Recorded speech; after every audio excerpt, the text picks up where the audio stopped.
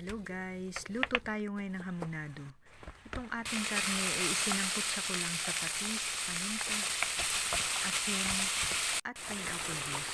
Bago natin iginisa sa bawang sibuyas, naglagay din ako ng carrots, ng pineapple slice, at yung ating pinagbabara ng ating isasabaw dyan guys.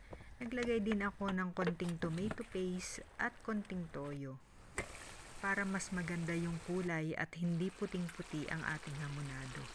Naglagay din ako dyan guys ng isang kutsarang asukal at ng cheese para mas yummy ang ating hamonado. At eto na siya guys. Masarap kumain. Thank you for watching guys. Salamat po sa lahat ng nanonood lagi ng aking mga video. Marami pong salamat. Bye-bye. Kain na po tayo.